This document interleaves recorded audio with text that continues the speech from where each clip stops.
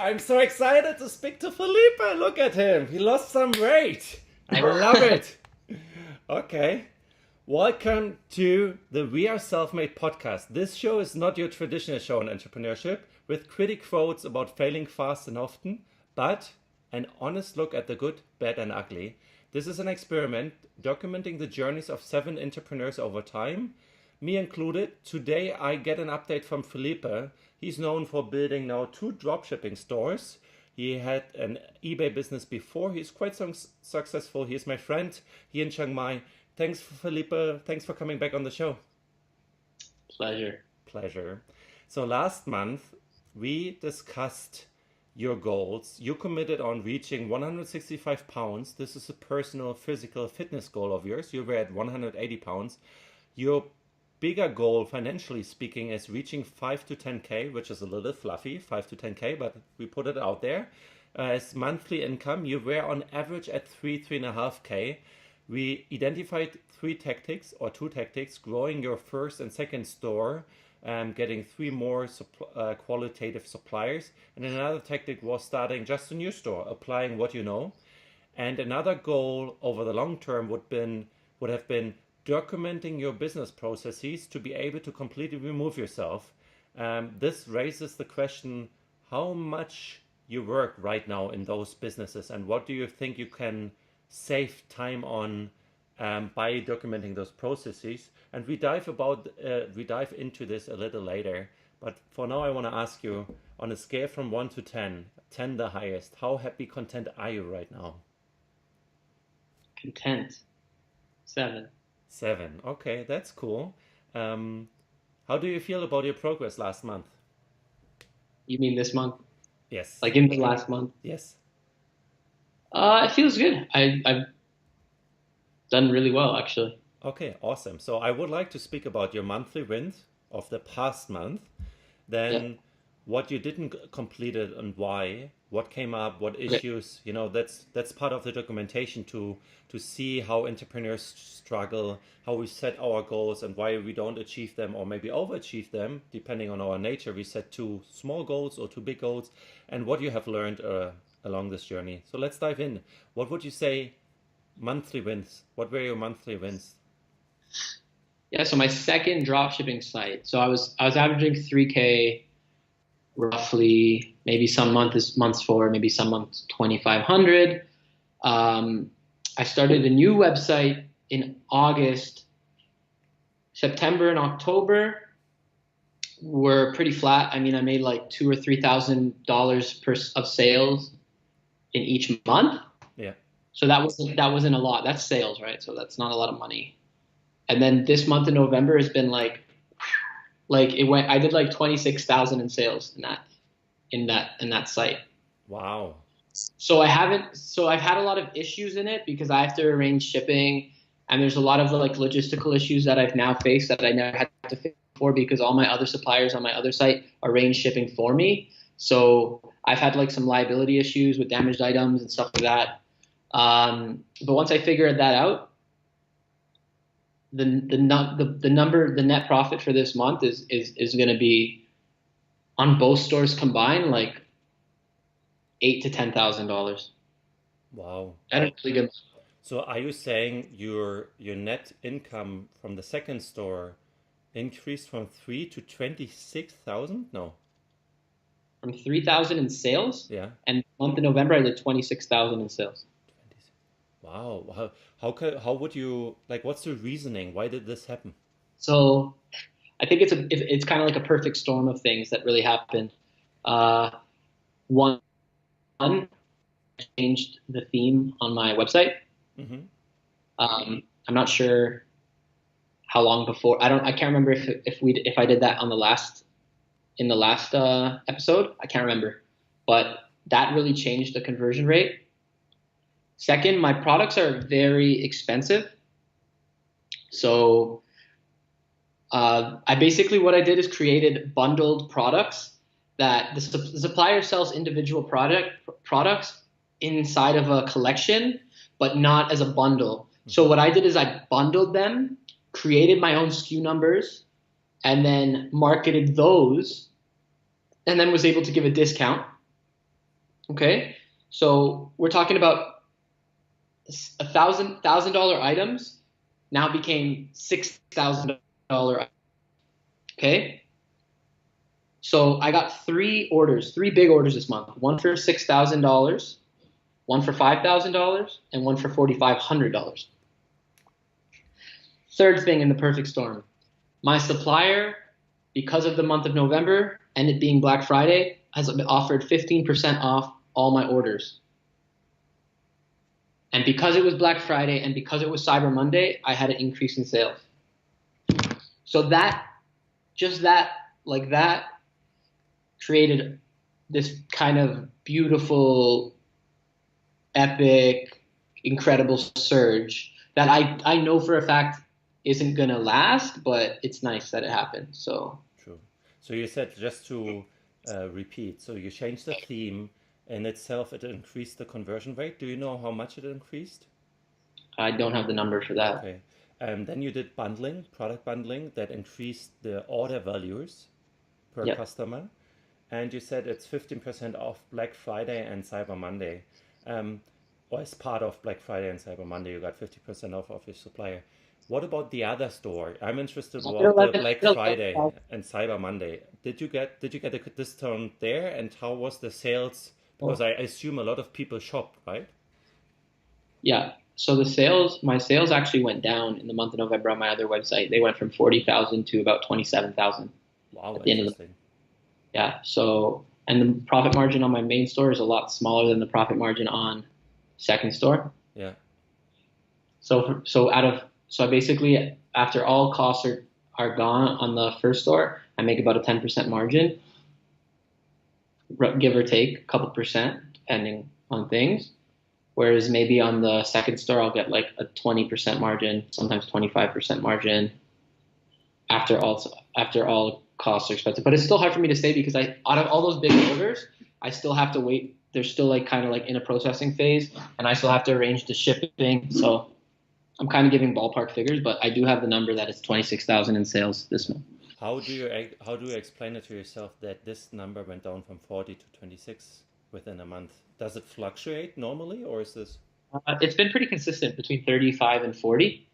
I saw a really big decrease in sales a week prior to Cyber Monday and Black Friday. So that was my impression, was that because shoppers knew that there was going to be discounts, they kind of stopped shopping until then.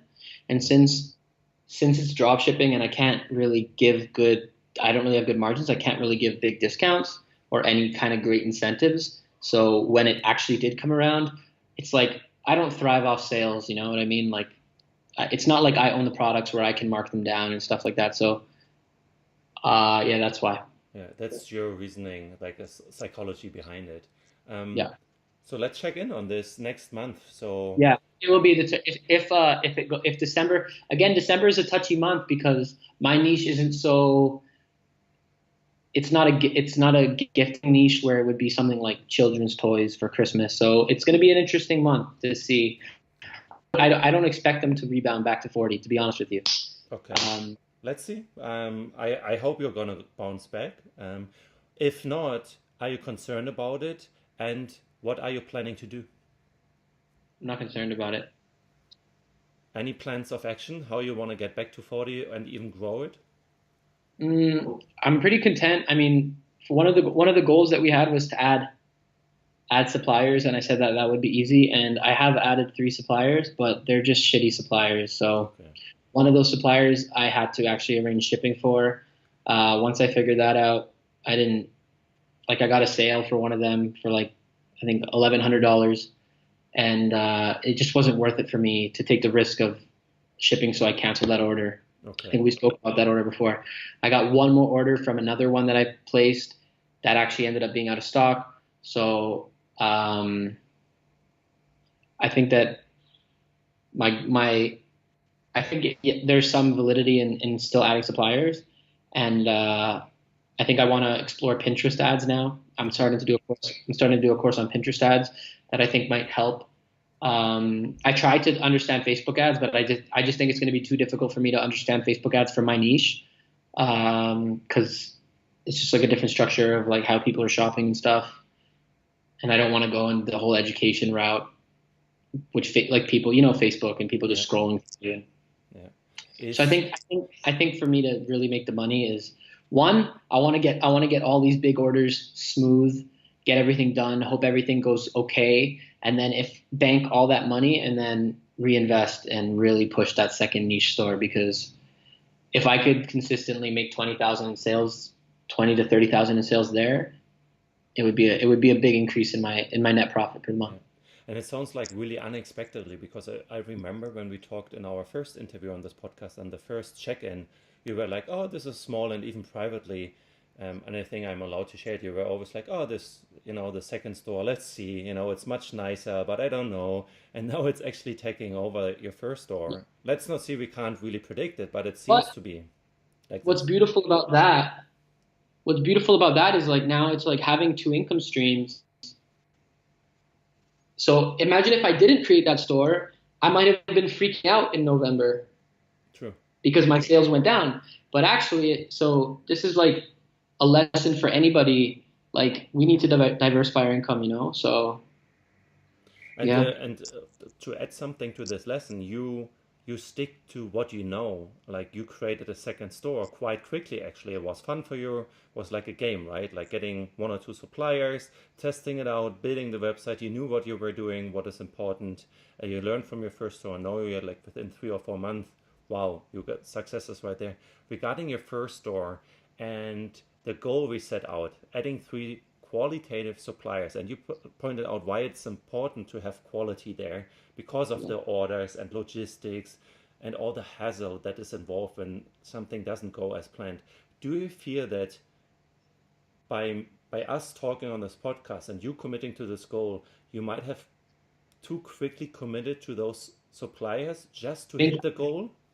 I think that I think I hit those. I think I got those like right after that. I think I was going to the co-working space at night calling suppliers, and I got like a bunch of suppliers, you know, and I think that's exactly what it was.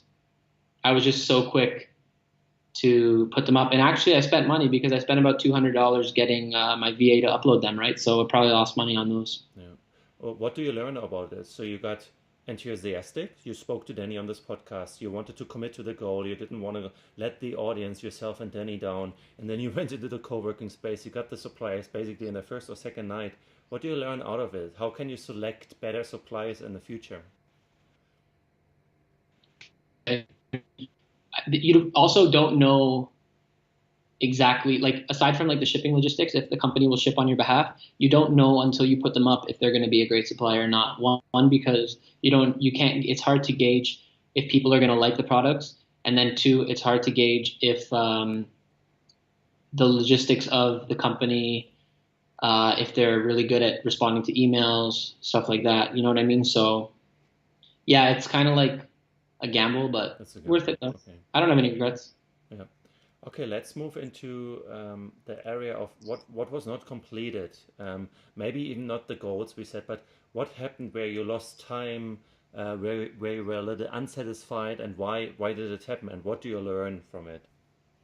Why was I? What do you mean exactly? Unsatisfied, for example, I get unsatisfied when I set a goal or like I wanted to get the task done, but I kind of procrastinate on it for all kind of different reasons and it makes me angry and then at some point I just gonna do it and then I feel Yeah. better, but next day I realize, oh fuck, I wasn't really focused. I just wanted to get it done and the quality side. This typical things where we commit to stuff and then we don't do it. Were there any tasks that were not completed and why? Yeah, the tests that weren't completed were the processes. I Yeah. haven't done one for that. So it's just a weakness of mine. My accounting and my uh, outsourcing, it's a weakness of mine. Okay. Do you want to put this down as goals for next month, or is it unrealistic yet pre-Christmas season? Um, no, I can do it. So what's the goal with accounting? What do you want to get there? Like not even goal, like Well, just task. I mean, the thing about December and the end of December, like I can no longer put it off. You know what I mean? I have to do my year accounting. So like Oh, I it's, see. yeah. Yeah. And the processes, do they matter right now, or would you only focus on accounting? Because that's a quite big task.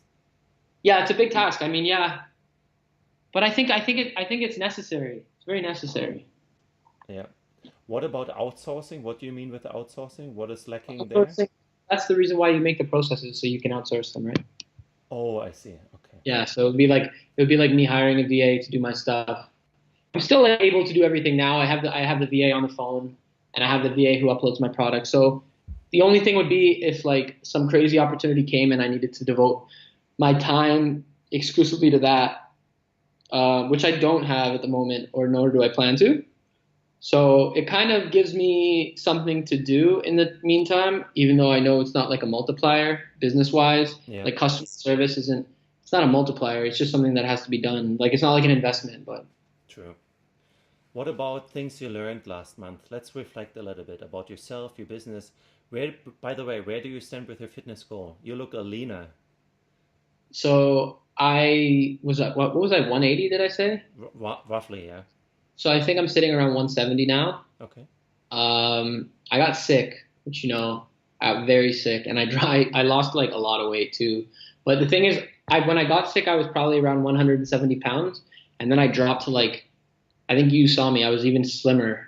Yeah. I was like 165, 164, Okay. and I was just like, I had food poisoning, so it was like, honestly, like that slowed down business, that slowed down like drive, that slowed down everything. Like that actually changed my mindset a lot this month. It's been a pretty rough couple weeks because of that. Like everything you think you care about money, you think you care about business, get food poisoning in Thailand, you don't give a fuck.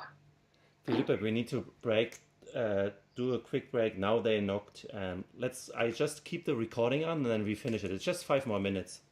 Okay. Hi. Hi, I'm just speaking to someone on the podcast. Sorry. The guy, he hasn't come yet, has he? No. Okay. I was messaging and he wanted to reschedule. I said, no, you have to come. Yeah, And yeah, he yeah. went, I wanted to take the voice of the last year. Sorry, go ahead. Okay, perfect. Take your time. I should be done in 5 minutes. Okay. Okay, let me take the timestamp. So it's 18:25. I'm just gonna clap as I did before and then. So rough month. We have been talking about it. Um, Food poisoning. Wow, that's a big issue. We don't need to talk about it. But what concerns you?